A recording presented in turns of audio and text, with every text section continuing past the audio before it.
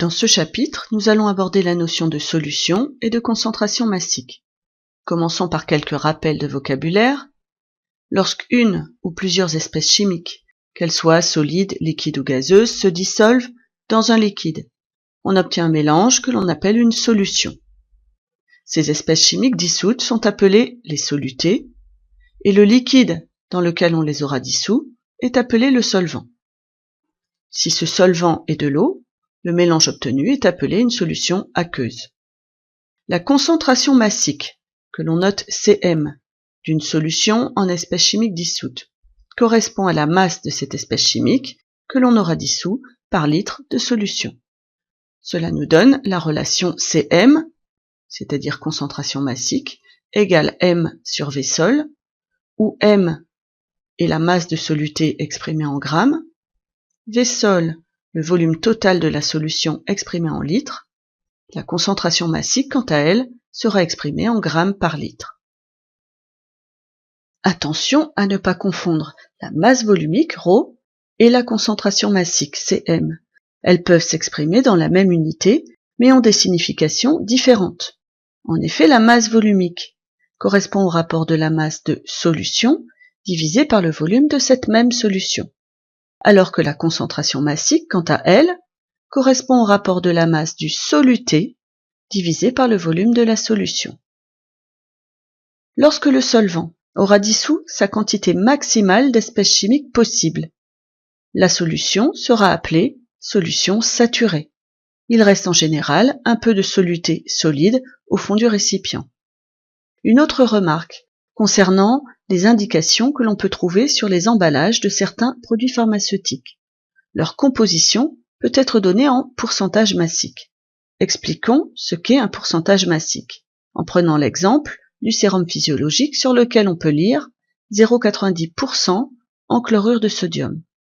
Le pourcentage peut se traduire de la façon suivante, 0,90 g de chlorure de sodium pour 100 g de solution.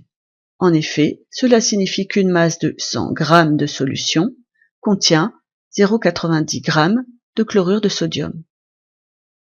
Voyons maintenant comment préparer une solution par dissolution d'un soluté.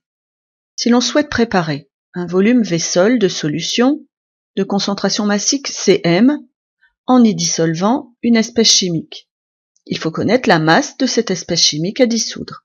Cette masse est donnée par la relation M égale Cm fois V sol, dans laquelle Cm correspond à la concentration massique de la solution à préparer, V sol à son volume et M à la masse de soluté à dissoudre. Voyons maintenant le protocole de cette préparation. Une fois la masse de soluté calculée, il s'agit d'en effectuer la pesée, sans avoir oublié d'effectuer la tare, c'est-à-dire l'annulation de la coupelle vide posée sur la balance. Une fois le soluté pesé, on prend soin de le transvaser avec précaution dans la fiole jaugée convenablement choisie, c'est-à-dire une fiole jaugée du volume de la solution à préparer. On ajoute ensuite le solvant, ici de l'eau distillée. On réalise une première homogénéisation qui a pour but de dissoudre le soluté dans le solvant, puis on ajoute à nouveau de l'eau distillée de façon à ajuster le niveau de la solution au trait de jauge. Cela signifie faire en sorte que le bas du ménisque soit situé juste au niveau du trait de jauge. Après une dernière homogénéisation, la solution sera prête. Voyons maintenant comment préparer une solution par dilution d'une solution concentrée, que l'on appellera ici solution mère. Préparer une solution par dilution d'une solution concentrée consiste à ajouter de l'eau distillée à un certain volume de cette solution concentrée. Si l'on souhaite préparer un volume précis de solution fille de concentration massique donnée, et cela à partir d'une solution mère de concentration massique connue, il faut également savoir quel volume de solution mère nous devons prélever, de façon à ne pas confondre les volumes des solutions mères et filles, tout comme les concentrations massiques des solutions mères et filles. Nous noterons V sol fille, le volume de solution fille à préparer, et V sol mère, le volume de solution mère que l'on doit prélever. Nous noterons CM' la concentration massique de la solution phi à préparer, et CM' la concentration massique de la solution mère que nous utiliserons. De façon à connaître le volume de solution mère à prélever, nous utiliserons la relation CM' fois V sol mère égale CM' fois V sol phi. Nous avons vu précédemment que le produit de Cm par V sol correspond à la masse de soluté.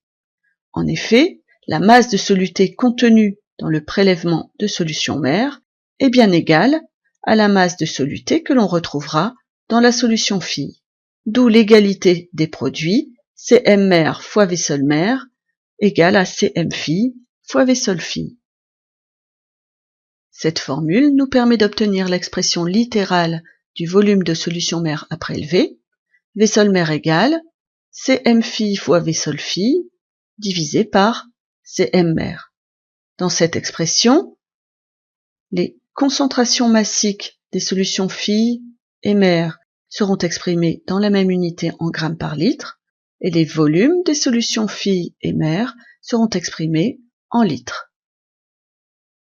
Voyons maintenant le protocole de cette préparation. Dans un premier temps, on prendra soin de mettre la solution mère dans un bécher de prélèvement. On choisira une pipette jaugée, dont le volume doit correspondre au volume de solution mère à prélever, et on placera sur cette pipette jaugée un système à pipeter. Une fois le volume de solution mère prélevé, on prendra soin de l'introduire avec précaution dans une fiole jaugée dont le volume aura été choisi en fonction du volume de solution phi à préparer. On ajoute un peu d'eau distillée et on effectue une première homogénéisation. On complète alors avec de l'eau distillée, de telle façon que le niveau soit ajusté au trait de jauge, c'est-à-dire de façon à ce que le bas du ménisque arrive au niveau du trait. On effectue alors une dernière homogénéisation et la solution est prête.